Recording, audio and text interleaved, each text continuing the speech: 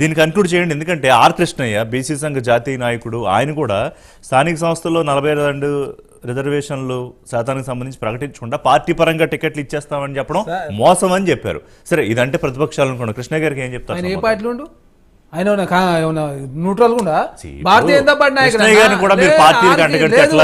మరి ఆయన ఏం చేసిండు? మరి ఏమన్నా భారతీయ జనతా పార్టీ ఏమన్నా బీసీ మంత్రిత్వ శాఖ ఏర్పాటు చేసిందా, లేకపోతే బీసీ కులగణన చేస్తుంటే భారతీయ జనతా పార్టీ జాయిన్ అయినా, లేకపోతే చట్టసభలో రిజర్వేషన్ తీసుకొస్తుంటే పోయి మరి రాజ్యసభ సీట్ కోసం పోయినా గురించి మాట్లాడతా? వీలే కాదు, కాంగ్రెస్ ప్రభుత్వానికి సిద్ధశుద్ధి ఉంది.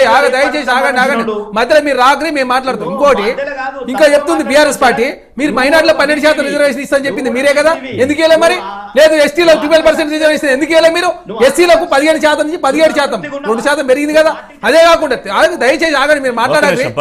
అదే కాకుండా తెలంగాణ నుంచి చాలా మంది ఇప్పుడు విదేశాల పోయి చదువుకుంటా ఉన్నారు. పక్క రాష్ట్రాలు బాంబే కావచ్చు, ఢిల్లీ కావచ్చు, చాలా మంది విదేశాల్లో ఉన్నారు, విదేశీ రాష్ట్ర పక్క రాష్ట్రాలు ఉన్నారు. ఒక లాజికల్ పాయింట్, ఇప్పుడు ఓసీలు పెరిగిన అదే ప్రపోర్షనేట్ గా బీసీలు పెరగకుండా ఓసీలు అంటే ఎవరు అనుకుంటారు? వీళ్ళు ఏమన్నా రెడ్లు ఒకటే అనుకుంటారు. రెడ్లు, జైన్స్, మార్వాడీస్, గుజరాతీ లేదన్నా, లేదు మీరు చెప్పాలి గుర్తు. రెడ్లు, వైశ్యాసు, గుజరాతీసు, కాపులు, రాజస్థాన్లు, గుజరాతీసులు ఒట్టిన అనుకుంటారా? వీళ్ళు ఏమన్నా అంటే రెడ్డిస్ ఒకటే ఉన్నారు తెలంగాణ అంటే, రెడ్డిస్ ఒకటే ఉన్నారా? కమ్మాస్ ఉన్నారు, వెల్మాస్ ఉన్నారు, బ్రాహ్మిన్స్ ఉన్నారు, మీరు ఏమో రాజ్పుతులు ఉన్నారు, లేకపోతే ముస్లింల మళ్ళీ ఓసీలు ఉన్నారు. ఈ బీఆర్ఎస్ పార్టీ అంటే అన్ని అబద్ధాలు ప్రచారం చేసే ప్రయత్నం. మీరు బీసీ రిజర్వేషన్, బీసీ నిండా ముంచిన వాళ్ళు మాట్లాడితే ఎట్లా? బీసీలో నిండా ముంచిరు మీరు. మీ పార్టీ మాట్లాడే నైతిక అర్హత లేదు సార్.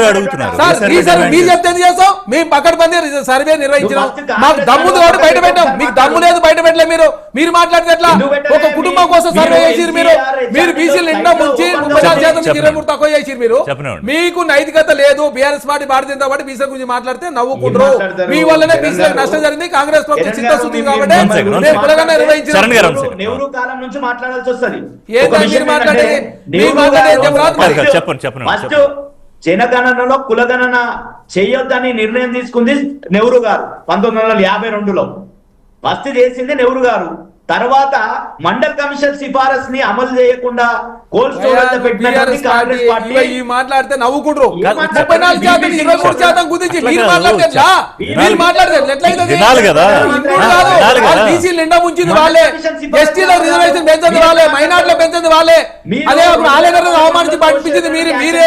ఆచార్య కొండల సంబాబుని, అదే కాకుండా జయశంకర్ సార్ని, అదే మీరు అందరిని అవమానించి మీరు మాట్లాడితే వాళ్ళకి అవకాశం నిండా ముంచిన పార్టీ నిధులు ఇవ్వకుండా వాళ్ళ పార్టీలో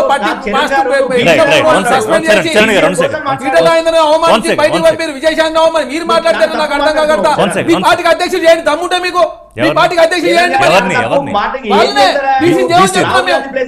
చేస్తారా, బీఆర్ఎల్పీ చేస్తారా? చేయండి. భారతీయ జనతా పార్టీ ముఖ్యమంత్రి బీసీని చేస్తా చెప్పి మీరు మాట్లాడితే ఎట్లా? ఒకటే చెప్తున్నాం, ఆర్ కృష్ణయ్య కాదు, ఇంకెవరు కాదు. కాంగ్రెస్ ప్రభుత్వం పకడ్బందీగా చేసింది కాబట్టి తెలంగాణ సమాజం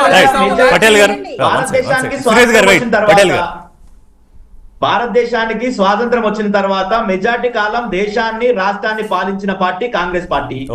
కులగణన ఎందుకు చేయలేదండి? 1931లో లాస్ట్ టైం జరిగింది.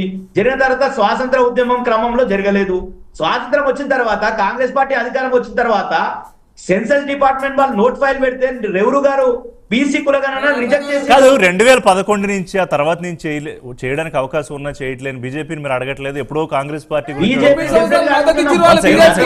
గతంలో అధికారంలో ఉన్నప్పుడు కూడా రిషి గారు, గతంలో అధికారంలో ఉన్నప్పుడు కూడా కేసీఆర్ గారు ఇక్కడ అసెంబ్లీలో తీర్మానం చేసి జనగణన